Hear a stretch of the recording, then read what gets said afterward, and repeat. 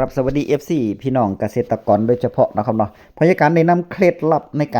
ารทำนาปี69เคล็ดลับในการทำนาปี69อันนี้นี่เพิ่น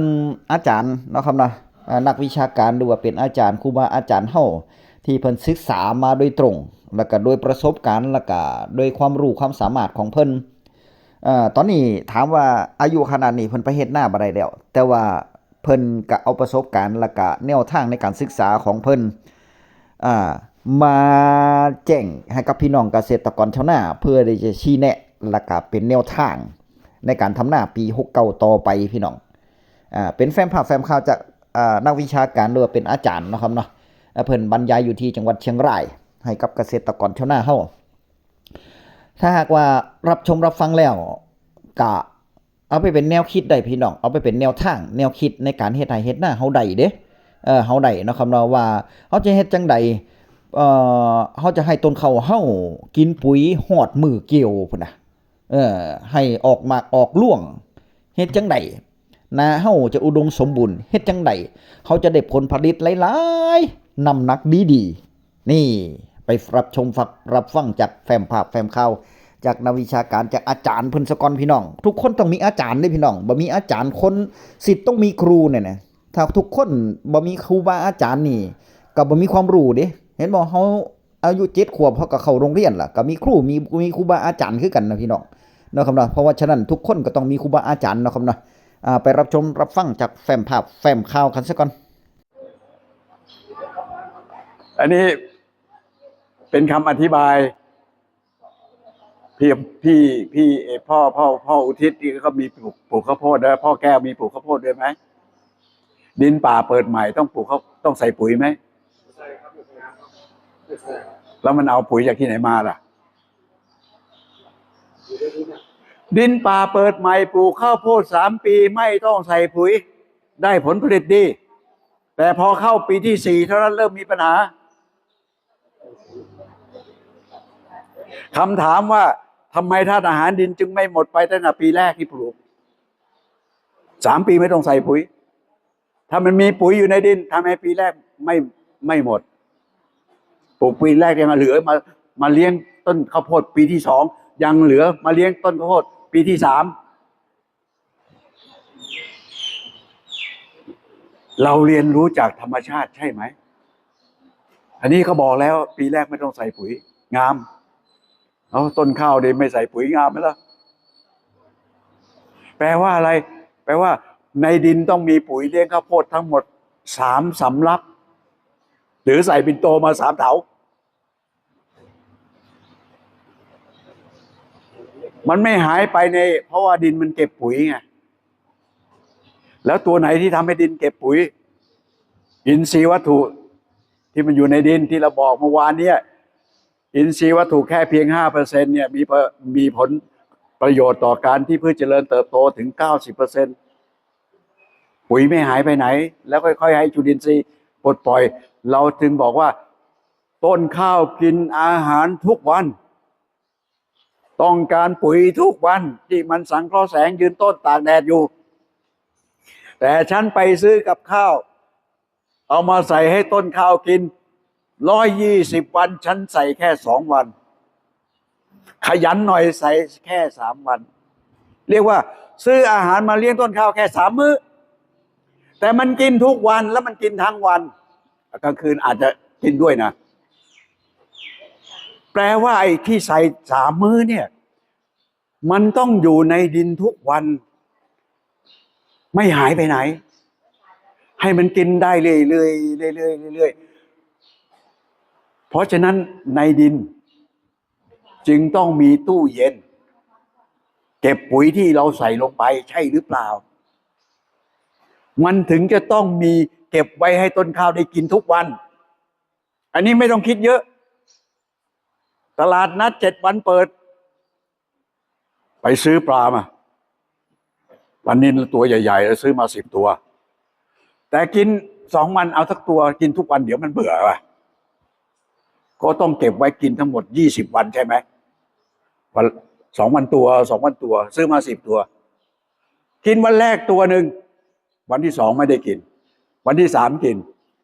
ไอ้ปลา9 ตัวที่เหลือจากวันแรกเนี่ย ถ้าไม่มีตู้เย็นเก็บได้กินไหมเน่าใช่ไหมปุ๋ยที่ซื้อมาใส่ในนาซื้อมาให้ต้นข้าวกินแค่2 มื้อ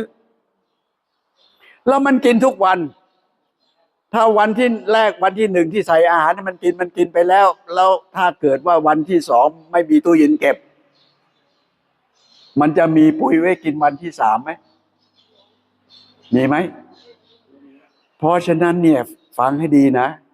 การไม่เผาฟางหมักฟางด้วยจุลินทรีย์เนี่ยเท่ากับทำฟางให้เป็นตู้เย็น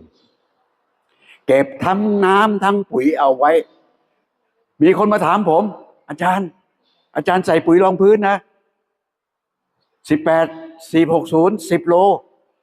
0060อีก5 กิโล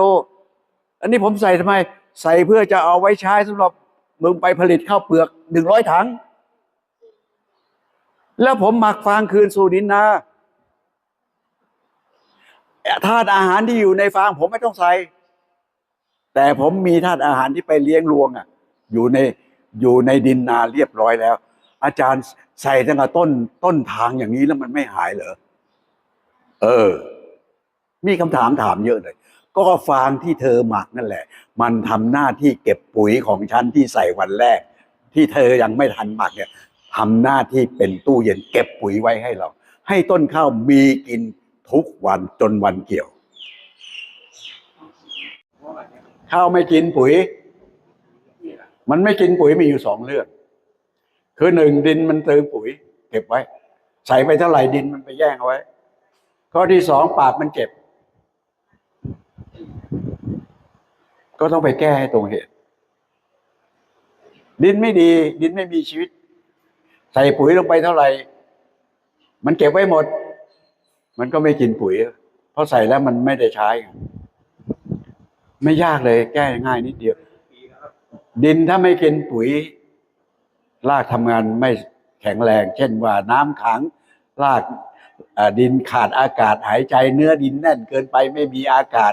รากไม่หายใจแล้วมันจะเอาพลังงานที่ไหนไปดูดปุ๋ยใช่ไหมคนหายใจอยู่ติดเตียงแผ่วคนเราก็เหมือนกันน่ะเวลาเขาไม่ป่วยไม่ซื้อของดีไปเยี่ยมเขา ตลก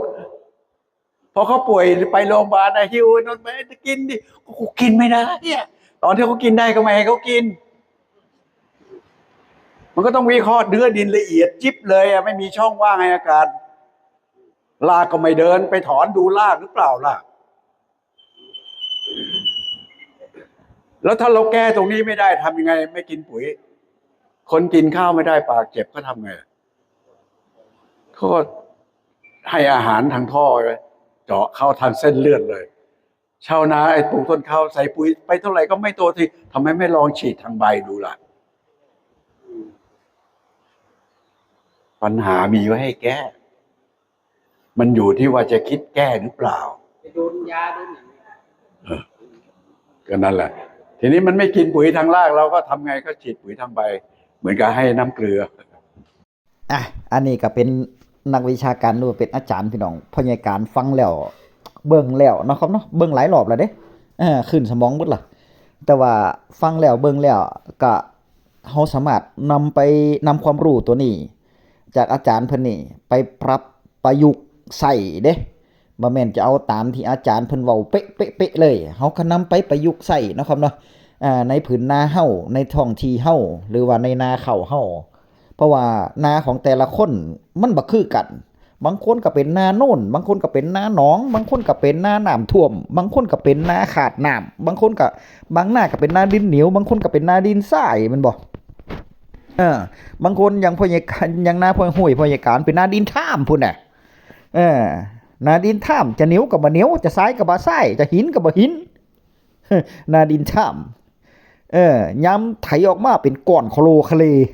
แต่ว่ายามโดนน้ำมาละลายพุยๆนั่นนาดินท่ามพี่น้องมันนาดินมันปูก็มีอันนั้นออกเหนียวๆนะ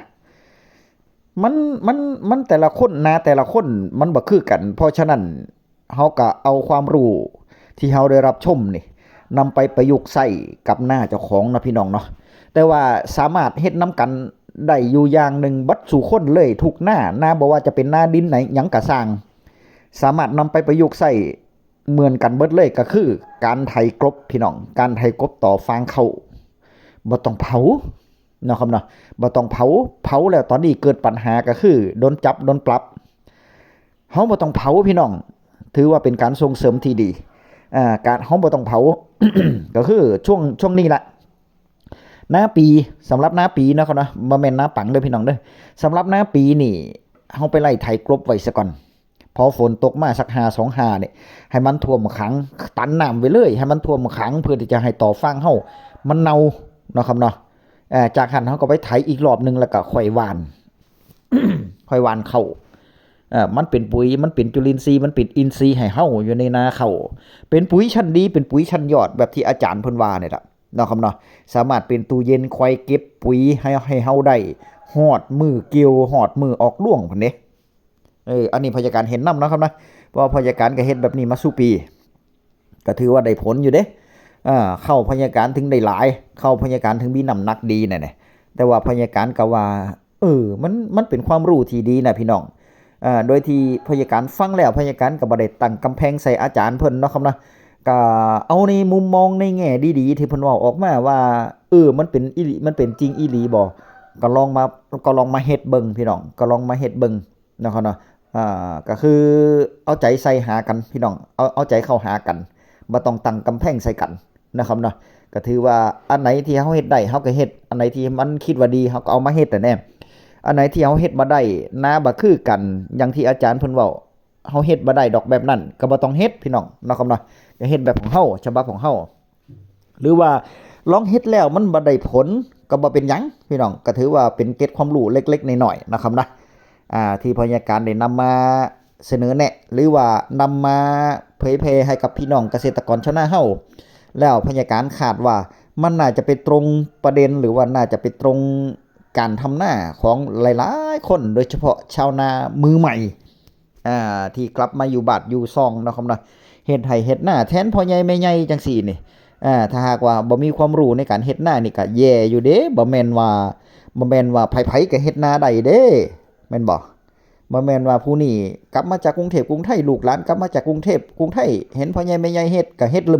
มบ่นี่โดยที่บ่ได้ศึกษาว่าบ่มีความรู้ในการเฮ็ดไร่เฮ็ดนาก็แย่คือกันเด้มันต้องมาศึกษาดินเฮาเป็นสภาพแบบไหนการใส่ปุ๋ยรอบของวันที่ปุ๋ยสูตรเริ่มต้นใช้ช่วงไหนปุ๋ยสูตรปุ๋ยหมากใส่ช่วงไหนนะมันต้องเป็นจังซั่นเด้เนาะน้ำเฮาจะเอาเข้าเวลาไหนหรือว่าเฮาต้องรอน้ำรอหยังบ่หว่านให้ถูกจังหวะใส่ปุ๋ยให้ถูกจังหวะถ้าเฮามีการเตรียมการแล้วก็มีความรู้ที่ดีพยาการว่าผลผลิตที่ออกมานี่มีน้ำหนักแล้วก็ได้ผลผลิตหลายแน่นอนเนาะครับเนาะคลิปหน้าพอกันไหมพี่น้องจากเนื้อหาสาระดีๆจากพ่อใหญ่การคลิปหน้าพอกันไหมคลิปนี้สวัสดีครับ